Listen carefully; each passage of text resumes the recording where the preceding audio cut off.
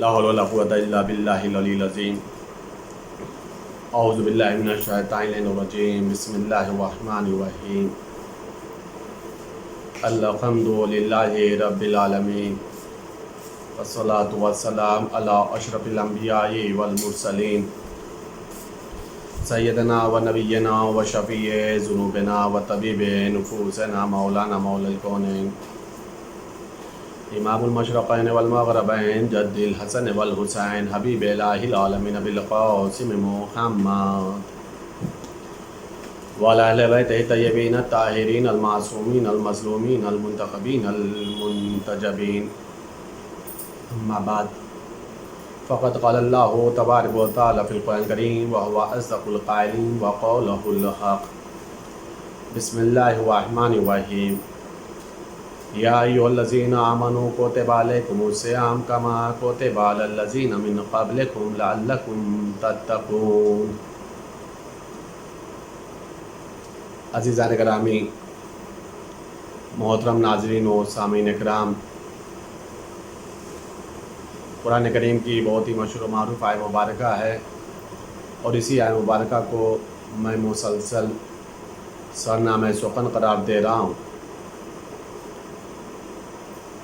جس کے اندر خداوند عالم نے ایمان والوں کو مخاطب کر کے روزے کے واجب ہونے کا اعلان کیا ہے۔ اور روزہ اللہ نے اس لیے واجب کیا ہے تاکہ معلوم یہ ہو کہ اس میں صاحبان تقویٰ کون ہیں، اس میں متقی افراد کون ہیں۔ مسلسل آپ حضرات روزے کے مسائل کو سماعت فرما رہے ہیں، اور قرآن کے اندر جو اللہ نے پیغامات دیے ہیں اس چیز کو آپ حضرات مسلسل الحمدللہ سماعت فرما رہے ہیں۔ اللہ کی بارگاہ میں دعا ہے کہ خداوند عالم ہم لوگوں کو قرآن کریم کی ان آیات پر یا قرآن کریم پر مکمل طور پر عمل کرنے کی توفیقات عطا فرمائے۔ آج مسائل شرعیہ میں جو گفتگو ہے وہ ان لوگوں کے سلسلے سے ہے کہ جن لوگوں کے اوپر روزہ نہیں ہے،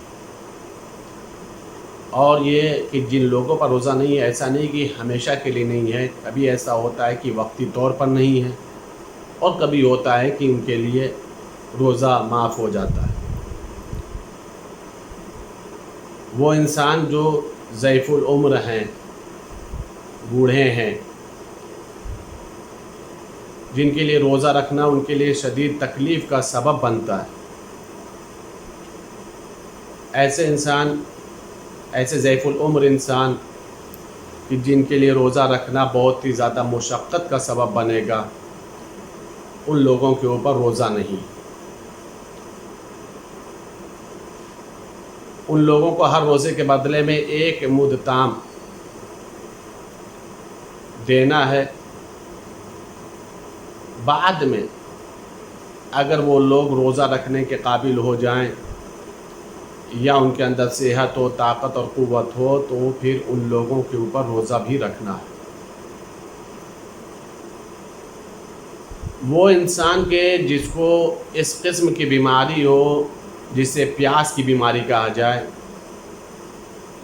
کہ وہ پیاسا رہنا اس کے لیے بہت زیادہ مشکل ہو، بہت زیادہ تکلیف کا سبب ہو، وہ پیاس برداشت نہ کر سکتا ہو، تو ایسے انسان کے لیے روزہ نہیں ہے، اسے ہر روزے کے بدلے میں ایک مد تام دینا ہے۔ لیکن جس دن وہ روزہ نہیں رکھ رہا، یا ماہ مبارک رمضان میں وہ انسان روزہ نہیں رکھ رہا، پیاس کی وجہ سے، پیاس اسے برداشت نہیں ہے، پیاس والی بیماری ہے، تو بھی اسے دن میں صرف اور صرف اپنی ضرورت ہی بھر کا پانی نوش فرمانا ہے، پانی پینا ہے، شکم سیر ہو کر کے پانی نہیں پینا۔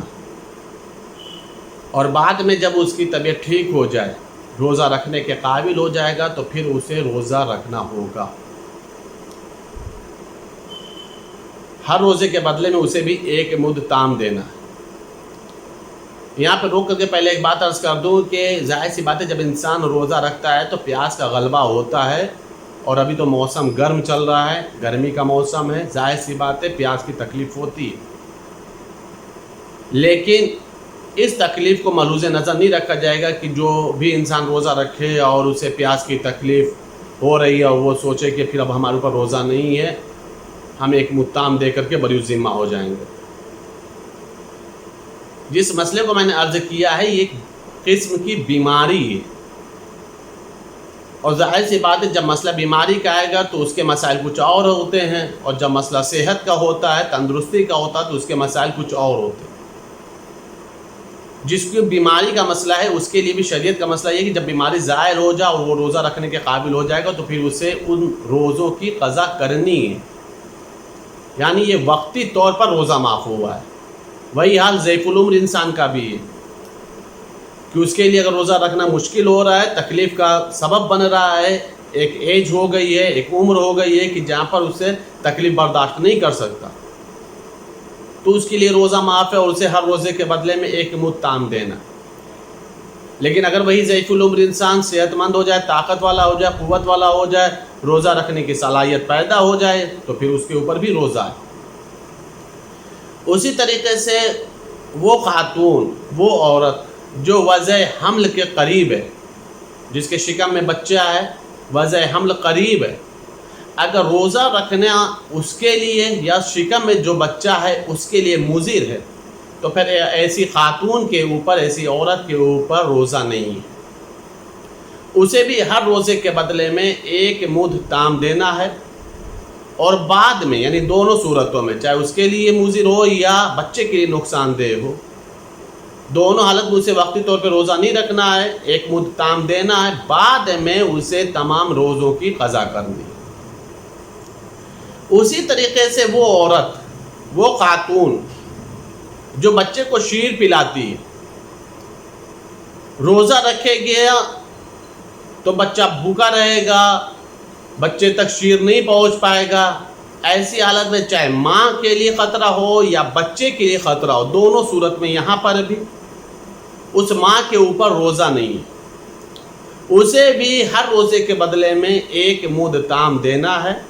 اور بعد میں اسے ان تمام روزوں کی قضا کرنی ہے۔ میں نے شروع ہی میں اس بات کو عرض کیا ہے کہ روزہ نہ رکھنے کا مطلب یہ نہیں ہے کہ قطعاً معاف ہو گیا، وقتی طور پر روزے میں سہولت دی گئی ہے، رعایت دی گئی ہے، اور جب حالات سازگار ہو جائیں، وہ تکلیف دور ہو جائے،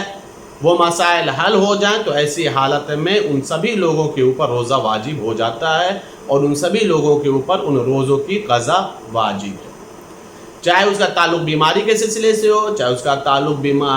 وضع حمل کے سلسلے سے ہو، چاہے اس کا تعلق بچے کی شیرخوارگی کے سلسلے سے ہو، یا اس کا تعلق ضعیف العمر انسان سے ہو۔ ان تمام کنڈیشنوں میں وہی مسائل ہیں کہ ایک مد تام دینا ہے ہر روزے کے بدلے میں، اور اگر جس حالت سے بھی انسان گزرا ہے، اگر وہ حالت عبور کر لیتا ہے تو اسے ان تمام روزوں کی قضا کرنی پڑے گی۔ یہ ہے مسائل ان لوگوں کے سلسلے سے جن لوگوں کے اوپر وقتی طور پر روزہ نہیں ہے، ان لوگوں کو یہ چیزیں انجام دینی ہے۔ اب ہماری گفتگو ہو رہی ہے قرآن کریم کے سلسلے سے۔ اللہ کا شکر ہے کہ ایک ایک آیت مبارکہ آپ لوگوں تک پہنچائی جا رہی ہے، اور کوشش یہ کی جا رہی ہے کہ انہی آیتوں کو آپ لوگوں تک پہنچایا جائے جس کا تعلق ہمارے کردار سے،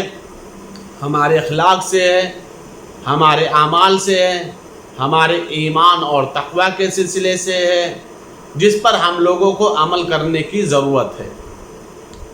قرآن کریم کی آج جو آیت مبارکہ کی تلاوت کرنی ہے وہ قرآن کریم کے چوتھے پارے کی پہلی ہی آیت مبارکہ ہے، یعنی یہیں سے چوتھے پارے کی شروعات ہوتی ہے۔ اس آیت مبارکہ میں خداوند عالم نے نیکی کے معیار کو بتایا ہے، جو لوگ نیکی کرتے ہیں ان لوگوں کے معیار کے سلسلے سے گفتگو کی ہے۔ ارشاد رب العزت ہو رہا ہے، بسم اللہ الرحمن الرحیم، لن تنالوا البر حتى تنفقوا مما تحبون وما تنفقوا من شيء فَإِنَّ اللَّهَ بِهِ علیم۔ ارشاد رب العزت ہو رہا ہے تم ہرگز نیکی کے درجے کو نہیں پہنچو گے جب تک کہ ان چیزوں میں سے راہ خدا میں خرچ نہ کرو جو تم کو محبوب ہیں، اور جو چیز بھی تم راہ خدا میں خرچ کرتے ہو اللہ اس کو خوب جانتا ہے۔ یہ آیہ مبارکہ چوتھے پارے کی پہلی آیہ مبارکہ ہے اور سورہ آل عمران کی آیت ہے کہ جس کے اندر خداوند عالم نے نیکی کے معیار کو بتایا۔ ہر نیکی قابل قبول نہیں ہے، ہر نیکی قابل قدر نہیں ہے۔ اللہ نے ڈائریکٹ منع کر دیا، لن تنالوا البر حتی تنفقوا مما تحبون، ہرگز تم نیکی کو حاصل کر ہی نہیں سکتے۔ کیوں نہیں؟ جب تک تم اللہ کی راہ میں اس چیز کو قربان نہ کرو جو تمہیں محبوب ہے، جو تمہیں پسند ہے۔ نیکی کا اصول کیا بنا؟ نیکی کا اصول یہ بنا ہے کہ جو چیز بھی ہمیں اللہ کی راہ میں خرچ کرنا ہے، جو بھی چیز اللہ کی راہ میں قربان کرنا ہے، فی سبیل اللہ دینا ہے، وہ چیز ہونی چاہیے کہ جو چیز ہمیں پسند ہو، ہمیں عزیز ہو، ہم اسے محبوب رکھتے ہو۔ ایسا نہ ہو کہ ہم وہ چیز اللہ کی راہ میں قربان کریں اور امید نیکی رکھیں، امید جزا رکھیں کہ جس کی نہ ہمیں ضرورت ہو نہ ہمارے گھر والوں کو ضرورت ہو، اور اٹھا کر کے اسے دے دیا جائے اور سوچا جائے کہ ہم نے نیکی کو حاصل کر لیا۔ نہیں، بلکہ نیکی کا معیار اللہ یہ بتا رہا، اصول یہ بتا رہا ہے کہ تم اس چیز کو اللہ کی راہ میں قربان کرو جن چیز کو تم پسند کرتے ہو، جسے تم محبوب رکھتے ہو۔ اب اس کا تعلق جان سے بھی ہو سکتا ہے، مال سے بھی ہو سکتا ہے، اپنے تمام ضروریات زندگی سے ہو سکتا ہے۔ جب ہم اللہ کی راہ میں خرچ کریں تو اس بات کو محسوس کریں کہ جو چیز ہم اللہ کی راہ میں دے رہے ہیں یہ ہماری پسندیدہ چیز ہے، یا ویسے ہی گھر میں رکھی ہوئی تھی اور ہم نے اسے اٹھا کر کے دے دیا، ہماری نہ پسند تھی نہ ہمارے گھر والوں کی چیز پسند تھی، بس گھر میں رکھی تو اٹھا کر کے ہم نے دے دیا۔ اس چیز کو خاص طور پر ہمیں نیکی کرتے وقت خیال رکھنا ہوگا، نیکی کرتے وقت، دیتے وقت، اللہ کی راہ میں خرچ کرتے وقت، فی سبیل اللہ دیتے وقت ہمیں خاص اس بات کو دھیان میں رکھنا ہوگا اور ذہن میں ہونا چاہیے یہ چیز ہماری پسندیدہ چیز ہے۔ عزیزان گرامی، اسی بات کو ذہن میں رکھتے ہوئے ایک بات دور حاضر کے اعتبار سے عرض کروں۔ ماہ مبارک رمضان، ظاہر سی بات ہے یہ وہ مہینہ ہے کہ جس مہینے میں ہر اعتبار سے چیریٹی کی جاتی ہے، خرچ کیا جاتا ہے، لوگوں کی مدد کی جاتی ہے، ہیلپ کیا جاتا ہے، سپورٹ کیا جاتا ہے۔ ایک تو اہم ترین مہینہ اس مسئلے میں بھی۔ دوسرا مسئلہ یہ ہے کہ ظاہر سی بات ہے وبائی مرض پھیلا ہوا ہے، کورونا وائرس جیسی وبا ہے۔ میں مؤدبانہ گزارش کر رہا ہوں اپنے تمام ناظرین سے، تمام اپنے سامعین سے، اپنے مومنین بھائیوں سے کہ اس وبائی مرض میں جبکہ حالات بہت ہی زیادہ خراب ہیں، پرآشوب ہیں، جس انسان کے بھی بس میں جو بھی ہو اور جتنا بھی ہو اور جہاں تک ہو سکے کار خیر میں حصہ لے، اللہ کی مخلوقات کا خاص خیال رکھیں، اولاد آدم کی ضروریاتوں کو پورا کرنے میں تھوڑا آگے بڑھے، اس لیے کہ آج کا ایک قدم، ایک درہم، ایک لمحہ اللہ کی راہ میں خرچ کیا ہوا انشاءاللہ تعالی آخرت میں بہت بڑے اجر اور جزا کا سبب بنے گا۔ آج حالات بہت ہی زیادہ خراب ہیں، درد مند ہیں، پرآشوب ہیں، تکلیف دہ ہیں، انسان سے مل نہیں پا رہا ہے۔ ظاہر سی بات ہے جن لوگوں کو اللہ نے نوازا ہے، جن کے پاس اللہ نے دے رکھا ہے، سرمایہ جن کے پاس ہے، یہ ان لوگوں کی بہت بڑی ذمہ داری ہے کہ کوئی بھی قریب میں، چاہے وہ پڑوسی ہو، چاہے رشتہ دار ہو، چاہے وہ کسی بھی مذہب و ملت سے تعلق رکھنے والے ہوں، اگر انسان ہے اور ضرورت مند ہے تو اس کی ضرورتوں کو پورا کرنے کے لیے وہ آگے بڑھے، اس کی تکلیفوں کو دور کرنے کے لیے آگے بڑھیں۔ ایسا نہ ہو کہ ہم شکم سیر رہیں، ہم کھا پی کر کے آرام سے سو جائیں، اور اس پرآشوب دور میں، اس وبائی مرض کے دور میں، کوئی ہمارا پڑوسی، کوئی دور دراز کا رشتہ دار، کوئی بھی مذہب و ملت والا کہیں ایسا نہ ہو بیچارہ بھوکا سو جائے۔ یہ دونوں اعتبار سے نیکی کا دور ہے، ایک مہینے کے بھی اعتبار سے نیکی کا دور ہے رمضان المبارک، اور دوسرا اس وبائی مرض کے اعتبار سے بھی ہم لوگوں کی ذاتی ذمہ داری بنتی ہے، اپنے مذہب انسانیت کو ظاہر کرنے کا بہترین موقع ہے کہ ہم لوگوں کے دکھ درد میں آگے بڑھ کے ان کے دکھ اور درد کو دور کریں۔ اس کے دو فائدے ہوں گے۔ پہلا فائدہ تو یہ ہوگا کہ رمضان مبارک میں ظاہر سی بات ہے جو بھی نیکی انسان کرتا ہے اس کو کئی گنا خداوند عالم اجر عطا فرماتا۔ پہلا فائدہ تو یہ سیدھی سی بات۔ دوسری ایک بات یہ ہے عزیزان گرامی، جس کا مسئلہ عقلی مسئلہ ہے۔ دیکھیں ہر انسان اس موقع پہ دعا کر رہا ہے، اپنی دعاؤں کو کر رہا، اپنے اہل خانہ کے لیے دعائیں کر رہا، مومنین اور مومنات کے لیے دعا کر رہا، عالم انسانیت کے لیے دعائیں کر رہا ہے۔ لیکن اگر ہم نے کسی ضرورت مند کو دے دیا اور اسے صرف ایک مرتبہ کہہ دیا بھائی ہمارے حق میں دعا کرو، یقین رکھیں جب دکھا ہوا دل اور نم آنکھیں ہمارے حق میں دعا کریں گی تو انشاءاللہ تعالی اس کی دعا ہمارے حق میں ضرور باب اجابت تک جائے گی۔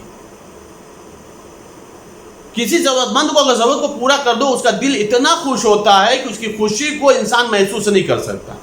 میں پوری یقین کے ساتھ یہ جملہ عرض کر رہا ہوں، یہ بات سمجھا رہا ہوں۔ جب کسی ضرورت مند کی ضرورت کو انسان پورا کر دے، کسی بھوکے کو کھانا کھلا دے، کسی برہنہ کو لباس پہنا دے، کسی روٹی والے کو روٹی دے دے، اس کے بعد جب اس کا دل خوش ہوتا ہے، اس کا شکم سیر ہوتا ہے، تو جو دل سے اس کے حق میں دعا نکلتی ہے وہ دعا ضرور باب اجابت تک جاتی ہے۔ اور جو دعا کا مسئلہ آتا ہے تو دعا کے مسئلے میں اللہ مذہب نہیں دیکھتا، دعا کے مسئلے میں اللہ مذہب نہیں دیکھتا۔ جو بھی اللہ سے دعا کرتا ہے، جس کے لیے بھی اللہ سے دعا کیا جاتا ہے، خداوند عالم اس کے لیے، اس کے معاملے میں جو دعا کی جا رہی ہے، دونوں کی دعاؤں کو اللہ ضرور قبول کرتا ہے۔ تو یہ میں نے ایک بات ضمناً عرض کر دی ہے، ماہ مبارک رمضان کے سلسلے سے بھی، نیکی کے مسئلے کے سلسلے سے بھی، اور اس وبائی مرض کے مسئلے میں بھی ہم سب کی یہ ذمہ داری ہے عزیزان گرامی کہ ہم اپنی ذمہ داریوں کو پورا کریں، ذمہ داریوں سے منہ نہ موڑیں، ہم ذمہ داریوں سے بری ذمہ بھی نہیں ہوئے۔ احتیاطی قدم بہرحال اٹھانا ضروری ہے، اس لیے کہ بہت ہی زیادہ وبائی مرض پھیل چکا ہے۔ ہر انسان احتیاط کے ساتھ نیکیوں کے مسائل کو طے کرے اور نیکیوں کو حاصل کرے۔ جس آیت مبارکہ کی میں نے تلاوت کی ہے، لن تنالوا البر حتی تنفقوا مما تحبون، ہرگز تم نیکی کو حاصل نہیں کر سکتے جب تک تم اللہ کی راہ میں اس چیز کو قربان نہ کرو جو تمہیں سب سے زیادہ محبوب ہے۔ اس کے سلسلے سے مولا متقیان حضرت علی بن ابی طالب علیہ السلام کی ایک روایت ہے، مولا کے سلسلے سے ایک واقعہ موجود ہے اسی آیت مبارکہ کی تفسیر کے اندر، کہ مولا متقیان نے ایک لباس خریدا، اور لباس اچھا تھا، قیمتی لباس تھا۔ مولا نے وہ لباس خریدا، لے کر کے مولا اس لباس کو چل رہے تھے کہ راستے میں مولا نے دیکھا کہ ایک شخص ہے جسے لباس کی ضرورت ہے، مولا نے وہ خریدا ہوا اچھا لباس جو ابھی تک مولا نے ابھی زیب تن بھی نہیں کیا تھا، جسے مولا نے ابھی پہنا بھی نہیں تھا، مولا نے اٹھا کر کے وہ لباس فوراً سامنے والے کو دے دیا، لے بھائی تو یہ لباس تو لے، میں نے تو لباس پہن رکھا ہے، تو مجھ سے زیادہ ضرورت مند ہے۔ جب کسی نے مولا سے پوچھا مولا اس لباس کو آپ نے خریدا تھا، آپ نے اسے وہ لباس فوراً دے دیا، مولا کا جواب سنیں گے آپ۔ مولا نے فوراً فرمایا بھائی میں نے رسول اللہ سے سنا ہے کہ رسول خدا نے فرمایا ہے کہ جب تم اللہ کی راہ میں کسی چیز کو خرچ کرو تو اسی چیز کو دو جو چیز تمہیں پسند ہو. چونکہ یہ لباس مجھے پسند تھا اس لیے میں نے یہ لباس فی سبیل اللہ اس کو دے دیا، اس لیے کہ یہ ضرورت مند تھا اس لباس کا. اور میں نے رسول اللہ سے سنا ہے کہ رسول خدا نے فرمایا جب کوئی انسان اپنے نفس کے اوپر، اپنی ذات کے اوپر کسی دوسرے کو ترجیح دیتا ہے تو خداوند عالم میدان محشر میں اس کو تمام مخلوقات میں ترجیح دے گا اور اسے خداوند عالم جنت اور جنت کی نعمتوں سے نوازے گا. عزیزان گرامی، یہ ہے لن تنالوا البر کا مسئلہ کہ اگر ہمیں نیکی کو حاصل کرنا ہے تو اللہ کی راہ میں اپنی محبوب چیز کو قربان کرنا ہوگا، اپنی قیمتی چیز کو قربان کرنا ہوگا. عزیزان گرامی، ماہ مبارک رمضان ہے، ہم اللہ کی بارگاہ میں دعا کریں میرے معبود ہم سب کو نیکی کرنے کی توفیقات عطا فرما. میرے معبود ہم سب کی نیکیوں کو قبول فرما، ہم سب کے گناہوں کو معاف فرما، تمام مرحومین کے گناہوں کو معاف فرما. میرے معبود وبائی مرض ہے، بہت تیزی سے پھیل رہا ہے. میرے معبود کچھ مومنین بیمار بھی ہیں، جہاں کہیں بھی بیمار ہیں، اور جو مومنینوں نے خبر دی ہے میرے معبود تمام مومنین کو بیمار کربلا کے صدقے میں صحت کاملہ اور شفاء کلی عطا فرما. میرے معبود ماہ مبارک رمضان میں حج و عمرہ اور زیارتوں کی دعاؤں میں کا ذکر ہے. میرے معبود ہم سب کو تمام اتباعات عالیہ اور بیت اللہ کی زیارت نصیب فرما. جو بے مکان انہیں صاحب مکان بنا، جو بے اولاد ان سب کو صاحب اولاد بنا. اس وبائی مرض سے تمام مومن اور مومنات کو تحفظ عطا فرما. امام زمانہ کے ظہور میں تعجیل فرما، ہم سب کو ان کے اعوان و انصار میں شمار فرما. اللہم تقبل منا انک انت السمیع العلیم بحق محمد وآلہ الطاہرین. بسم اللہ الرحمن الرحیم. اللہم انی افتتح الثناء بحمدک وانت مسدد للثواب بمنک وایقنت انک انت ارحم الراحمین فی موضع العفو والرحمت واشد المعاقبین فی موضع النکال والنقمت واعظم المتجبرین فی موضع الکبریاء والعظمہ. اللہم اذنت لی فی دعائک و مسئلتک فاسمع یا سمیع مدحتی و عجب یا رحیم دعوتی واقل یا غفور اسرتی. فکم یا الہی من قربت قد فرجتها و حموم قد کشفتها و اسرت قد اقلتها و رحمت قد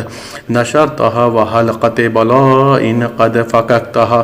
الحمد للہ الذی لم یتخذ صاحبۃ ولا ولدا ولم یکن له شریک فی الملک ولم یکن له ولی من الذل وکبرہ تکبیرا. الحمد للہ بجمیع محامدہ کلہا علی جمیع نعمہ کلہا. الحمد للہ الذی لا مضاد له فی ملکہ ولا منازع له فی امرہ. الحمد للہ الذی لا شریک له فی خلقہ ولا شبیہ له فی عظمتہ. الحمد للہ الفاش فی الخلق امرہ وحمدہ ظاہر بالکرم مجدہ الباسط بالجود یداہ الذی لا تنقص خزائنہ ولا تزیدہ کثرۃ العطاء الا جودا وکرمہ انہ هو العزیز الوہاب. اللہم انی اسألک قلیلا من کثیر ما حاجت بی الیہ عظیمت وغناک عنہ قدیم وہو عندی کثیر وَهُوَ عَلَيْكَ سَهْلٌ يَسِيرٌ. اللہم ان عفوک عن ذنبی وتجاوزک عن خطیئتی وصفحک عن ظلمی وسترک علی قبیح عملی وحلمک عن کثیر جرمی عند ما کان من خطائی وعمدی. اطمعانی فی ان اسألک ما لا استوجب منک الذی رزقتنی من رحمتک وَأَرَيْتَنِي مِنْ قُدَّتِكَ وَعَرَّفْتَنِي مِنْ إِجَابَتِكَ فَصِرْتُ أَدْعُوكَ آمِنًا وَأَسْأَلُكَ مُسْتَانِسًا لَا خَائِفًا وَلَا وَجِلًا مُدِلًّا عَلَيْكَ فِيمَا قَصَدتُ فِيهِ إِلَيْكَ فَإِنْ أَبْطَأَ عَنِّي أَتَبْتُ بِجَهْلِي عَلَيْكَ وَلَعَلَّ الَّذِي أَبْطَأَ عَنِّي هُوَ خَيْرٌ لِعِلْمِكَ بِعَاقِبَةِ الْأُمُورِ. فلم ارى مولا كريما اصبر على عبد لئيم منك علي يا رب انك تدعوني فاولي عنك وتتحبب الي فأتبغض إليك وتتودد إلي فلا أقبل منك كأن لي التطول عليك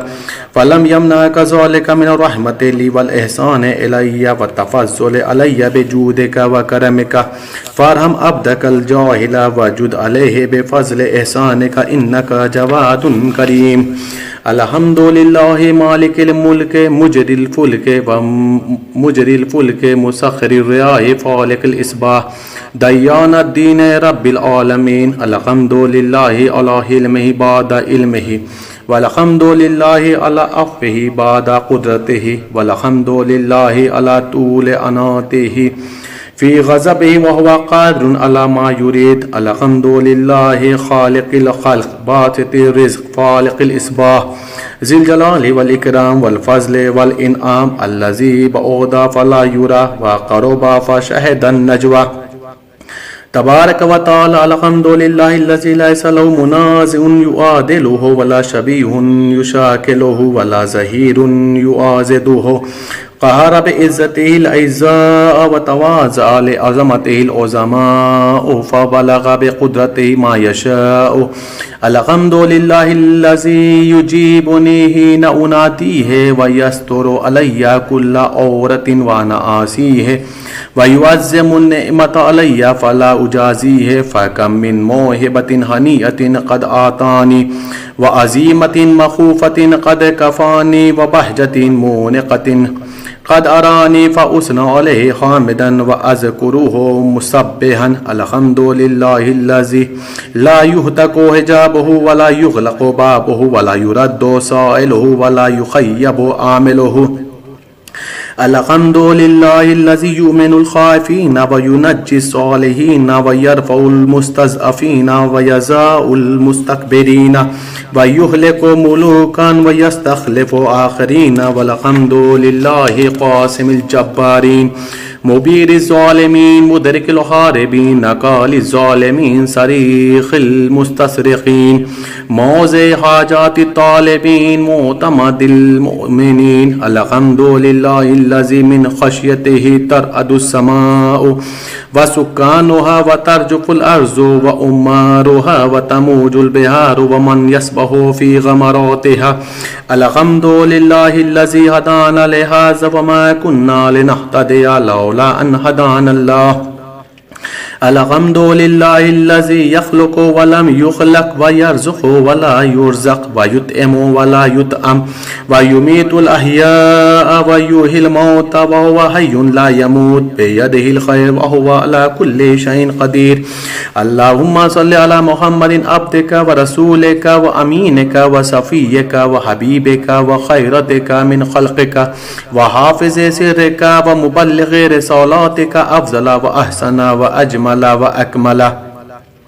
وأزكى وأنمى وأطيب وأطهر وأسنى وأكثر ما صليت وباركت وترحمت وتحننت وسلمت على أحد من عبادك وأنبيائك ورسولك وصفوتك وأهل الكرامة عليك من خلقك. اللهم وصل على علي أمير المؤمنين ووصي رسول رب العالمين عبدك ووليك وأخي رسولك وحجتك على خلقك آياتك الكبرى ونبأ العظيم. وصل على الصديقة الطاهرة فاطمة سيدة النساء العالمين. وصل على سبط الرحمة وإمام الهدى الحسن والحسين سيد شباب أهل الجنة.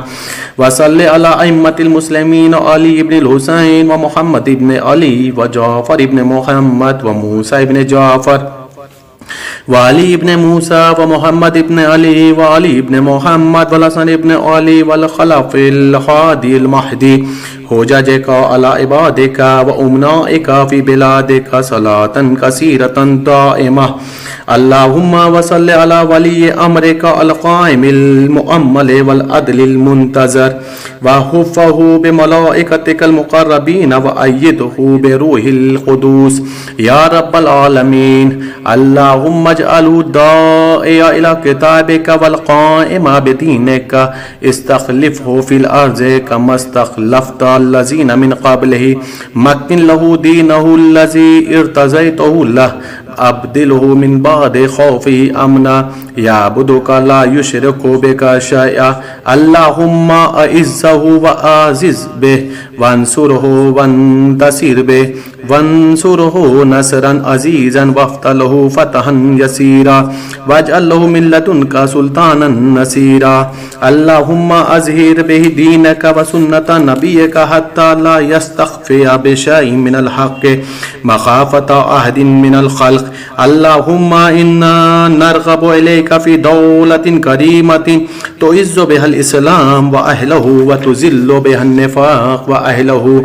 وتجعلنا فيها من الدعاة إلى طاعتك والقادة إلى سبيلك وترزقنا بها كرامة الدنيا والآخرة اللهم ما عرفتنا من الحق فحملناه وما قصرنا عنه فبلغناه اللهم المم به شاسنا واشأب به صدعنا وارتق به فتقنا وكسر به قلتنا وعزز به ذلتنا واغن به عائلنا واقض به عن مغرمنا